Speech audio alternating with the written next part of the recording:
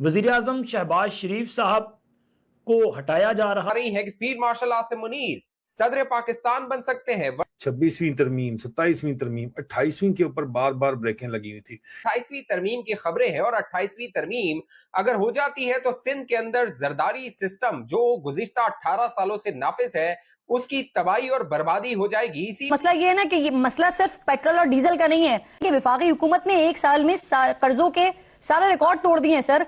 7,000 से ज्यादा कर्जों में इजाफा हुआ है। सदर पाकिस्तान का जो फॉर्म 47 से इन्हें ओहदा मिला है वो अब खतरे में है। तो अब नैयर बुखारी साहब ने खुल के खतरे की घंटी बजाई है कि अगर हमें कॉर्नर किया गया तो फिर हम कुछ नहीं छोड़ेंगे। मैन्युफैक्चरिंग इंडस्ट्री जो है 80% तो सारी मैन्युफैक्चरिंग इंडस्ट्री बैठ गई है पाकिस्तान। क्या बिलावल भुट्टो साहब लम्हे पै जाएंगे हाथ पांव ऊपर करके पुट्ठे होके?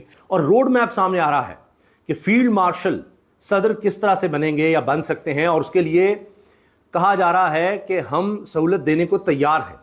साथियों, बहुत ही खौफनाक और चौंका देने वाली खबर जो है वो सामने आ रही है। मार्शल लॉ की शुरुआत हो चुकी है, यानी कि तख्ता पलट शुरू हो चुकी है पाकिस्तान भर के अंदर।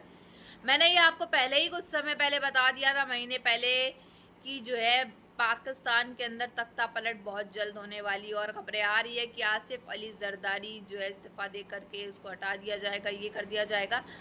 उसके बाद शहबाज शरीफ को उसकी गद्दी से हटा करके अब जो है फील्ड मार्शल के पूरे चांसेस हैं कि वो पाकिस्तान का प्रधानमंत्री बन जाएगा। और ये बहुत ही बुरी और दुखद खबर है पाकिस्तान की आवाम के लिए, क्योंकि वो कभी नहीं चाहेगी कि पाकिस्तान का प्रधानमंत्री आसिम मुनीर बन जाए, क्योंकि वो फील्ड मार्शल बन के ही इतना उसने पाकिस्तान भर के अंदर हुड़दंग मचा दिया है। और अभी भी देखा जाए तो शहबाज शरीफ सिर्फ नाम का है, रूल जो कर रहा है और जो पावर जो सारी हाथ में है पाकिस्तान की, वो आसिम मुनीर के हाथ में ही है। मार्का हक का जश्न खत्म हो चुका है, लेकिन कयामत वापस आ रही है। आसिफ अली जरदारी का इस्तीफा, खबरें आ रही हैं कि मशरूत आमादगी जाहिर कर दी गई है।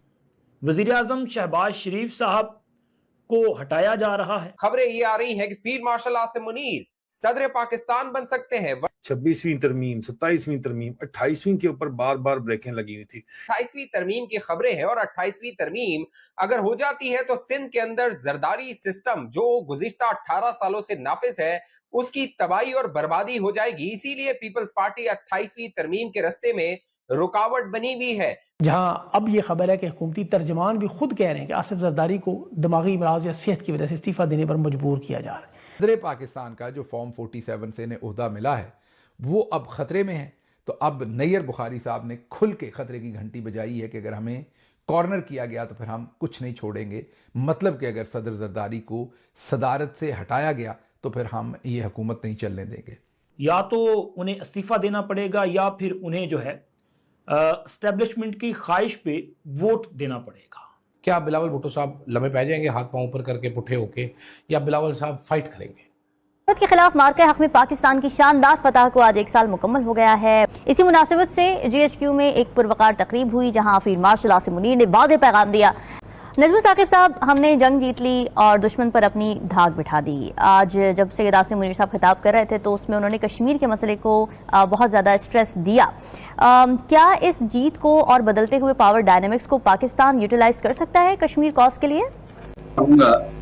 कि जब कोई इंटरनेशनल डिस्प्यूट जिस तरह के फलस्तीन है या जिस तरह के कश्मीर है जी, उसको अगर बिल्कुल ही खत्म कर दिया जाए, डिप्लोमेसी से निकाल दिया जाए, बातचीत से निकाल दिया जाए और उसको मसला ही ना समझा जाए, तो वो एक तरह से पाकिस्तान के डिप्लोमेट्स की हार होती है, पाकिस्तान की डिप्लोमेसी की हार होती है। बिल्कुल बिल्कुल। अब होता ये कि ये जो मार्का हक होता है इसमें और यानी not less than the president of the United states, वो इसको बार बार नाम लेते हैं कि कश्मीर का मसला है जी। अब शरीफ, उनके अर्दली और आसिम मुनीर खुद मिलने गए थे ईरान के सुप्रीम कमांडर।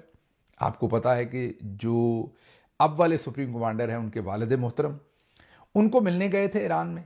और आपको हमने वो तस्वीर दिखाई थी जिसमें आसिम मुनीर साइड पे बैठे हैं वुज़रा के अंदर और सामने एक सोफे के ऊपर ईरानी सदर बैठे हैं और उनके साथ शहबाज शरीफ बैठे हैं और सामने सुप्रीम लीडर जो उस वक्त के सुप्रीम लीडर थे ईरान के, वो तशरीफ़ फरमा है। हम इमरान खान को रिहा करवाएंगे। अब इसमें नून लीग और पीपल्स पार्टी को कैसे माइनस किया जा सकता है? वो तो बहुत बड़े स्टेक होल्डर्स हैं जिनके दामन में ना वोट है ना सपोर्ट है, वो किधर जाएंगे?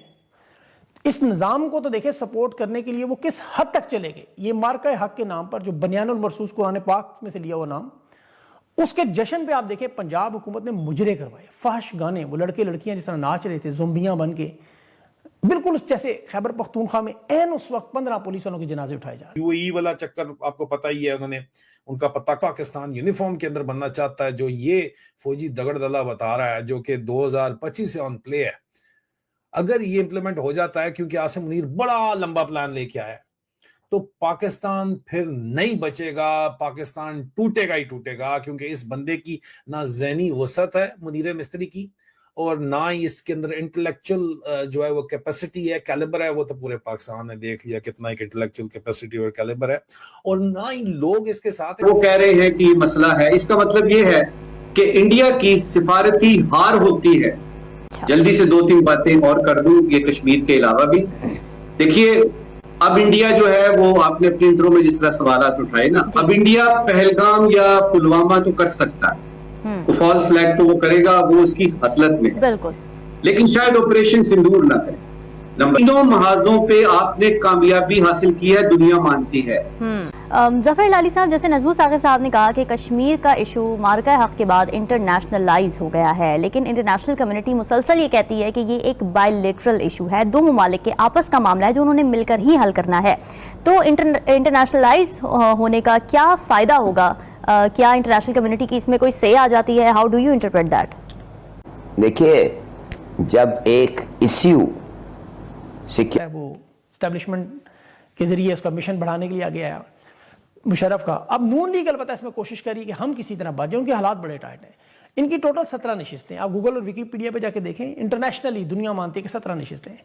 इनके पास जर्नलों की गुलामी के अलावा कोई दूसरा रास्ता नहीं है।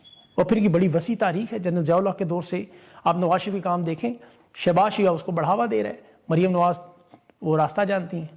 तो जर्नलों की तरह जो सरमायाकारी इनकी भी दुनिया भर में मौजूद है। आलमी एस्टेब्लिशमेंट के अब जो एजेंट, जैसा कि आपने देखा साथियों, किस तरह से खबरें सामने निकल के आ रही हैं कि कैसे फील्ड मार्शल जो है वो पूरी जद्दोजहद लगा करके कोशिश कर रहा है कि अब की बार 28वीं तरमीम जो होगी उसमें जो है ये पाकिस्तान का प्रधानमंत्री बनवा दिया जाए और आसिफ अली जरदारी हट जाएगा, शहबाज शरीफ हट जाएगा। तो सोचिए आप, मुल्क तो ऐसे ही बर्बाद है, और देखा जाए तो आसिफ अली जरदारी भी हटा दिया जाएगा तो कोई फ़र्क नहीं पड़ेगा, और पाकिस्तान का शहबाज शरीफ भी हटा दिया जाएगा तो फ़र्क नहीं पड़ेगा। हालात वैसे ही रहेंगे, बल्कि और बदतर होंगे, और कुछ नहीं होने वाला, क्योंकि आने वाले समय वो वैसे भी होने वाले हैं। क्योंकि जिस तरह से कगार पाकिस्तान की अभी भी इस समय काफ़ी ज़्यादा ख़राब है। पाकिस्तानी अवाम की कमर जो है वो तोड़ दी जा चुकी है पाकिस्तान की हुकूमत के द्वारा। हुकूमत को कोई मतलब नहीं, उनको अपनी बस गद्दी पे गद्दी बढ़ानी है। चाहे आप बात कर ले फील्ड मार्शल की, या फिर कोई भी ऐसे कोई भी मार्शल और मिनिस्टर की, पाकिस्तान भर के अंदर कोई मंत्री की बात कर ले, या तो आप, तो ये चीज़ तो आपको साफ तौर पे जाहिर है। और फाइनेंस मिनिस्टर को तो वहाँ के कोई घंटा फ़र्क नहीं पड़ता है कि हमारे यहाँ क्राइसिस चल रहे हैं, हमारे यहाँ पानी नहीं है, हमारे यहाँ बिजली नहीं है, कोई मतलब नहीं है उसको अपना। जो अभी नए बने हैं पाकिस्तान के फाइनेंस मिनिस्टर जी, मैं उनकी बात कर रही हूँ, उनको भी इस चीज़ से कोई फ़र्क नहीं है। और वहीं बात की जाए ख्वाजा आसिफ, इशाक डार, इन सब को भी रत्ती फ़र्क नहीं पड़ता कि पाकिस्तान के अंदर, उनके मुल्क के अंदर चल क्या रहा है।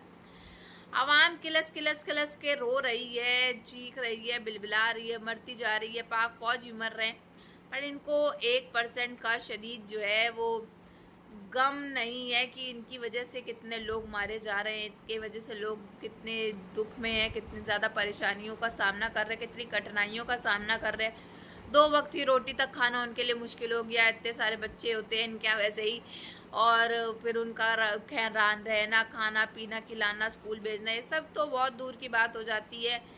सिर्फ पीने को पानी तक नहीं दे पा रहे हैं अपनी फैमिली को, ये हालात वहाँ पे हो गए हैं। 2 वक्त पानी, 1 दिन का पानी नहीं हो पाता है। नहाना तो आप छोड़ ही दें, पानी पीने को नहीं है तो खाएंगे, बनाएंगे कैसे, क्या करेंगे, सब समझ से बाहर हो गया। और LPG गैस जो उनके पास थोड़ी थी वो भी उड़ा दी जा चुकी है, उनकी पाइपलाइन, ये भी खबर है बहुत जल्द आएगी। लेकिन इस सब से अगर मार्शल का तख्ता पलट हो गया, अगर फील्ड मार्शल आ गया, तो हालात और ज़्यादा ख़राब हो जाएंगे।